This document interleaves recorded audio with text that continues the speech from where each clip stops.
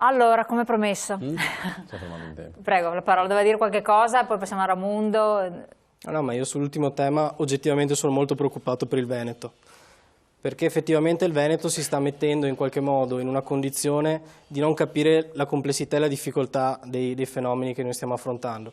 Condivido quello che ha detto Conte, noi stiamo facendo una riforma sanitaria che non è una riforma sanitaria, schiavi in qualche modo di project financing terribili. Prima si diceva non bisogna fare ricorso alla finanza pubblica, però sapere che oggi il project financing noi lo paghiamo a tassi d'usura ben peggiori di quelli che sarebbero stati in qualche modo dei prestiti fatti in maniera diversa, ci fa sicuramente riflettere sulla mancanza di visione e la mancanza di sviluppo. A me sinceramente fa un pochino sorridere perché da una parte tutti vogliono delle politiche diverse, bisogna tagliare la spesa, bisogna tagliare il welfare, ma quando si prova a fare sono tutti contrari.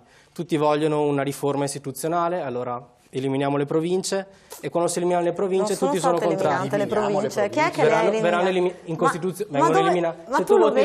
Se tu voterai il referendum, eliminerai le province. Ma sono ancora lì gli stessi carrozzoni che c'erano prima, province? Ci sono ancora adesso. C'è stato un passaggio intermedio. Se fai finire. Scusa, hai ragione. Cosa farai tu al referendum? Voterai a favore del referendum o no? No, voglio sapere. Parliamo delle province, spiegami No, come non entriamo nelle province, per carità, che se no non ne usciamo vivi. Di fatto però si voterà a favore dell'eliminazione del Senato e della trasformazione del Senato in un Senato delle autonomie? Ma io allora, ma tutte le partecipate dello Stato, la famosa riforma Cottarelli, per nominarne uno, poi andiamo a scendere. Non è stato fatto niente. Il primo è stato Renzi che ha detto non tocchiamo queste cose, no, il Quirinale tutti si sono autotutelati. Noi parliamo apicale invece che sono stati toccati piccoli e quindi il nostro territorio. Non leggo tanti dossier, ma mi relaziono con le cose molto concrete. Le partecipate dal 2008 al 2013 sono molto ridotte. No, sono tutte quante là. A Roma sono tutte quante lì. Cioè, le nazionali grosse sono tutte lì purtroppo. Io mi confronto con le partecipate che c'era una volta, che diventavano in qualche modo il cimitero dei politici trombati. Sono state fatte leggi tra il 2008 e il 2013, per cui adesso le partecipate non sono più quelle che sono state fatte. Applicate, anche noi fiscalmente ci hanno fatto una tonnellata di decreti che non sono attuati, norme che sono lì che non si sa se sono... Il problema grosso qui in Italia è che secondo me o c'è o l'una o l'altra, o ci facciamo o ci siamo. Perché, perdonatemi, perché o siamo un popolo... O ci lamentiamo tendenzialmente, o siamo un popolo di stupidi. Se c'è la crescita però deve essere più alta. Abbiamo anche chi sta là che legifera che non sono sani di mente, o lo stanno facendo, cosa che non penso, se devo dirla tutta, però se no qua non andiamo da nessuna parte così, Cioè vi rendete conto? Il governo Renzi in questo momento è la mediazione tra chi vorrebbe la troika e chi scende in piazza appena viene toccato qualsiasi cosa. Ma se tutti questi enti vengono cancellati, la gente che lavora là dentro, dove va? Spero che vada nei campi, no che io lo devo rimantenere su un altro ente. Con super pensioni. Che vadano a lavorare, che così sanno cosa vuol dire svegliarsi alle 6 mattina e andare su un campo. Questa è la verità.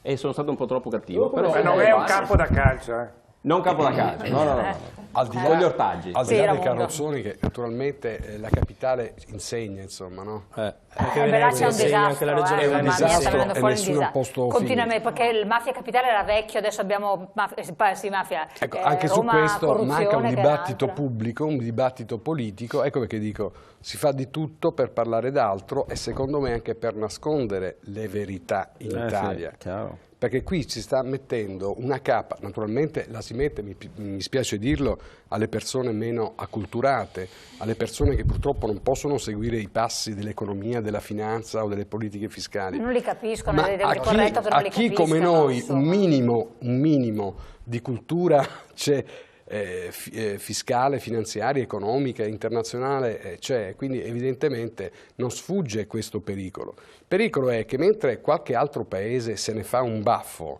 e io voglio riprendere sempre il caso Inghilterra, Gran Bretagna, loro a giugno vanno a fare un bel referendum, va bene?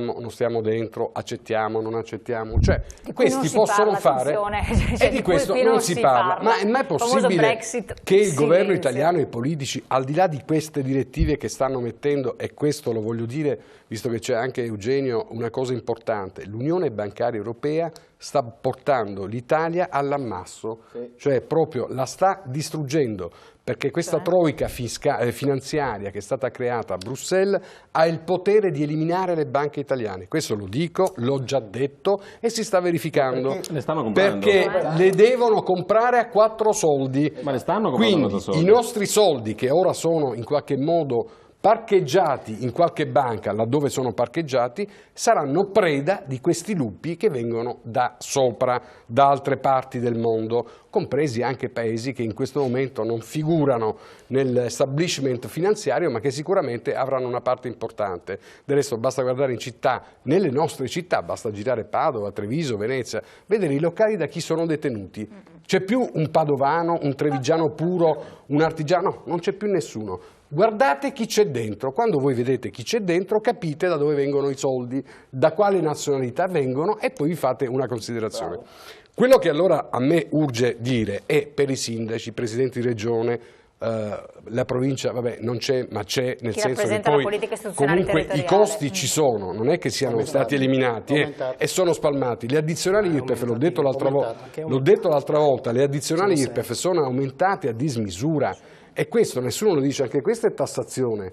Anche questa è tassazione e se la vede il dipendente come il pensionato sulla busta paga o gli autonomi nel momento in cui vanno a pagare con unico la dichiarazione dei redditi. Allora voglio dire, di fronte a questo veramente scenario che non è, voglio dire, apocalittico, adesso non è che bisogna mettere paura, però bisogna dire le cose per come sono. E uno statista serio, e io mi rifaccio agli statisti che forse l'Italia ha avuto il pregio di avere subito dopo la guerra. Mattei.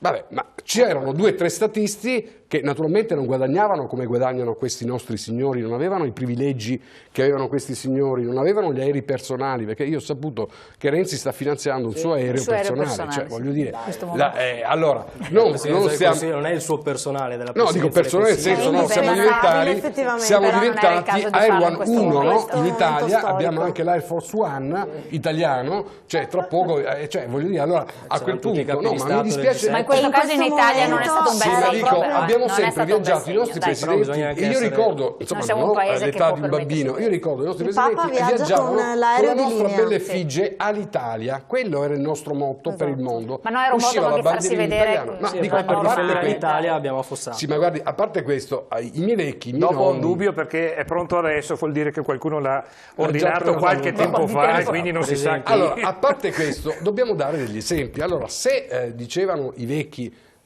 il pesce puzza dalla testa, puzzerà tutto il pesce, cioè nel senso, tu mi devi dare degli esempi. Oggi non è possibile dare soltanto il contentino dicendo stiamo assumendo, abbiamo assunto 300.000 dipendenti in più. Non è vero, assolutamente vero, perché bisogna vedere, se voi andate dagli analisti, dai consulenti del lavoro, da quelli che fanno le buste paga o che fanno i contratti, i professionisti, vi dicono che non è assolutamente vero.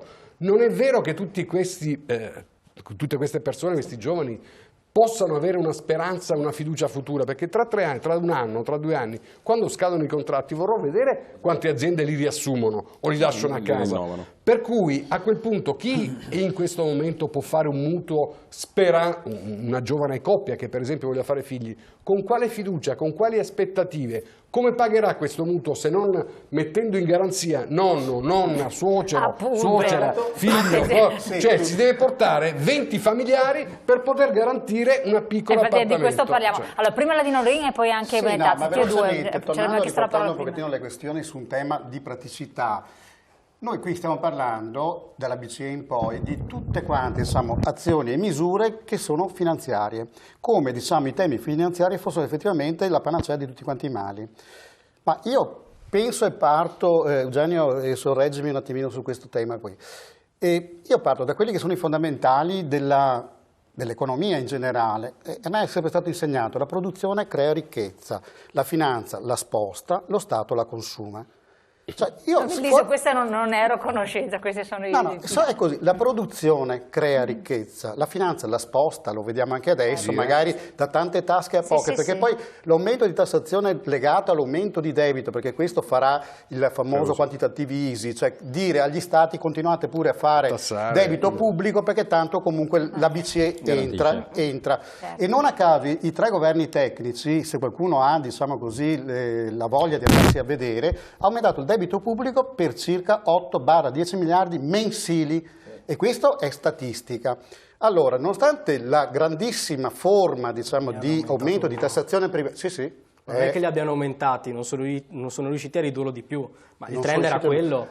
Il trend era quello. Vediamo quali sono stati i governi dal 95 ad oggi che hanno aumentato il debito pubblico. In giro, per favore, tiriamo con fuori, questioni ragazzi, però i dati sono importanti. Tiriamo fuori i dati c'era anche del rapporto che c'era un tasso di interesse che era alto, per cui l'interesse sul debito montava. Attenzione, c'era una montagna. Comunque, questi sono i fondamenti. Se poi, diciamo, qualcuno vuol far passare altre argomentazioni e pensare che la redistribuzione della ricchezza degli altri sia un fenomeno, un modo per utilizzare, si può fare una volta, una tantum, quando si vogliono dare degli shock economici. Non lo si può fare sempre convinti che chi maneggia i soldi degli altri sia un modo utilizzato per fare economia. Non si fa così l'economia. L'abbiamo visto, lo stiamo vedendo e lo stiamo pagando. C'è qualcuno qui che utilizza il denaro pubblico, dovrebbe farlo in maniera, diciamo, più garbata. Mi ricordo statisti più oculata. Sì, garbata era proprio un termine garbato. No, io mi ricordo che qualcuno, ad esempio, parlavamo di statisti, tipo la Thatcher, ha cominciato a dire: ricordate che i soldi pubblici sono quelli che un attimo prima erano in tasca dei cittadini. Non esistono soldi pubblici, signori. Capiamo questo, e da questo poi ci facciamo tutta un'altra cosa. Perché la tassazione è la maniera, diciamo, legale per espropriare il risparmio privato. Perché noi stiamo diventando in maniera silenziosa più poveri giorno per giorno. Il risparmio è generato dal reddito. Un attimo solo, adesso Benetazzo e poi abbiamo la pubblicità. Per cui il reddito uguale consumo più risparmio. Atteniamoci a quelli che sono i fondamentali. Non ho mai fatto i volessi da Benetazzo, poi siamo in pubblicità. Visto che prima si è animata la questione sulle province, no? Sembra che sia stato lo scorso anno uno dei temi più dibattuti anche mediaticamente. Ve lo ricordate nel 2001, a maggio, quando arrivò, prima che Berlusconi venisse defenestrato, arrivò la famosa letterina della BCE, 39 punti strategici di riforme strutturali 2011. Che proponevano per il risanamento nazionale. Non prendevano in questione le province, le regioni. La BCE voleva che in Italia venissero messe in mano alla spesa delle regioni. Le province sono una posta che contabilmente incide di più, e proponevano le macro regioni, cioè suddividere le regioni sono il centro di spesa in Italia più alto in assoluto e con lo spreco più alto in assoluto. In 5 grandi macro aree, abbiamo visto che turbolenza solo qui dentro si è innescata tra gli esponenti politici sulle province. Pensiamo se vogliamo fare qualcosa sulle regioni. 10 di regioni, ma sarebbero già troppe. Ma il grosso problema degli enti pubblici, comuni, province e regioni, è che hanno usato la finanza in maniera distorta. Questa è la verità che poi diremo. Andiamo subito in pubblicità e che poi ritorniamo.